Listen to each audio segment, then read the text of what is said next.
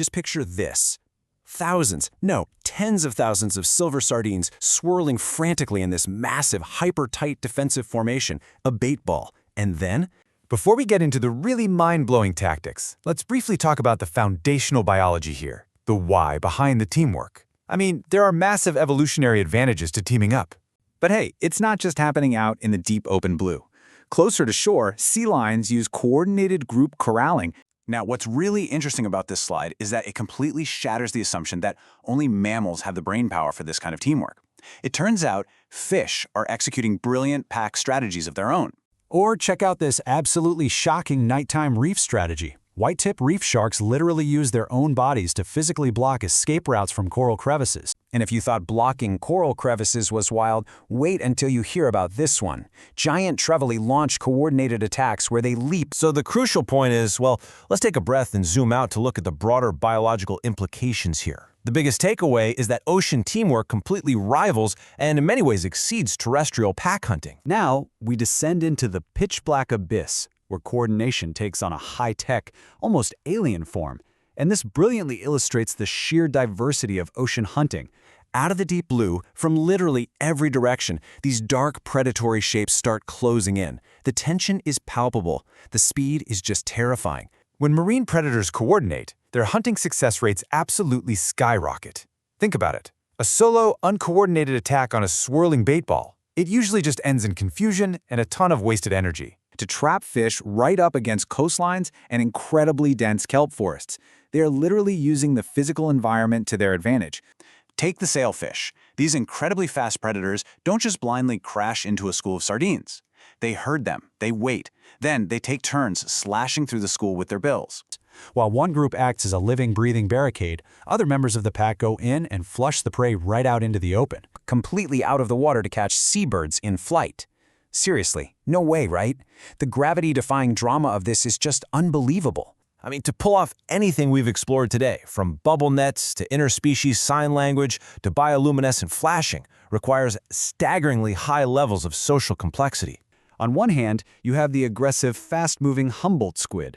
Hundreds of them coordinate deep-water attacks using real-time flashing bioluminescent signals across their skin, literally a visual light-based language in the dark.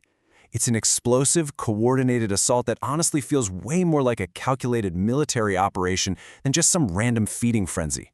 But together, they completely overwhelm the prey's defenses. It also lets them target much larger prey than they ever could alone, all while splitting the energy bill, so to speak.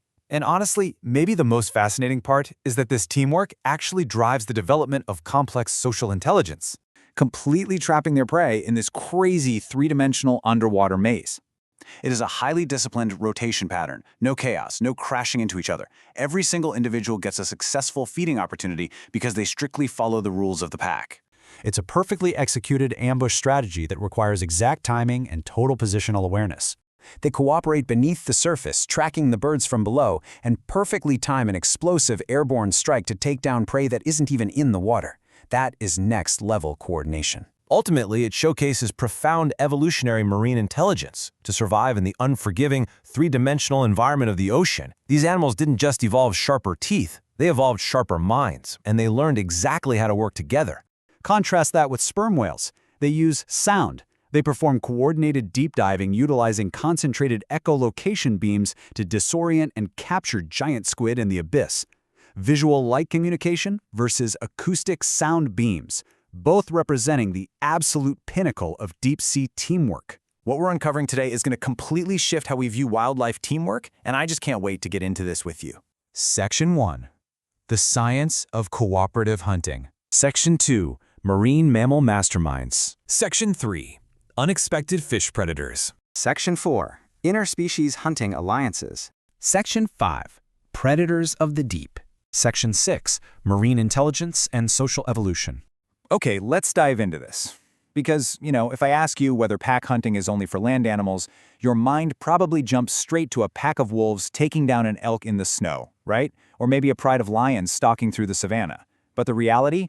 The ocean is actually home to some of the most sophisticated, surprising, and ruthlessly efficient cooperative hunters on the entire planet.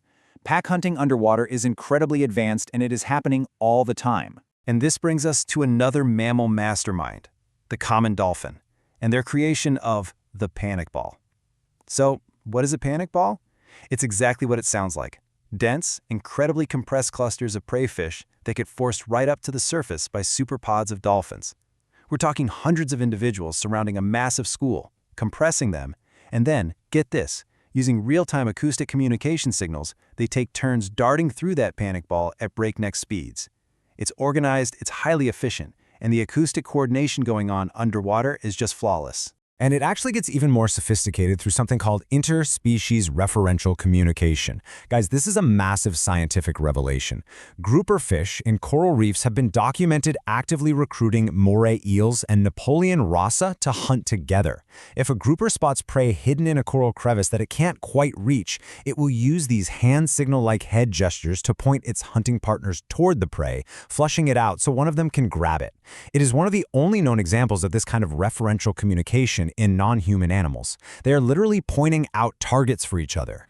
But the ocean has an even bigger surprise for us. This is where the reality of cooperative hunting gets truly mind-bending.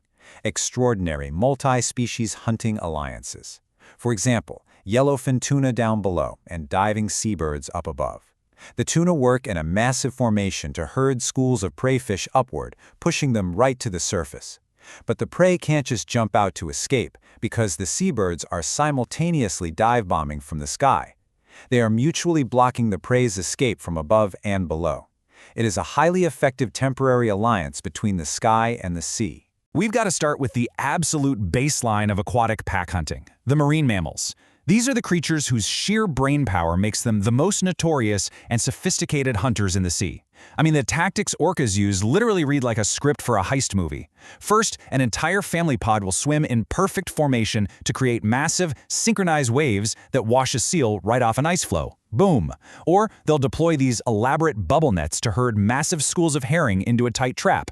And, incredibly, they even coordinate open water attacks on blue whales, creatures many, many times their size.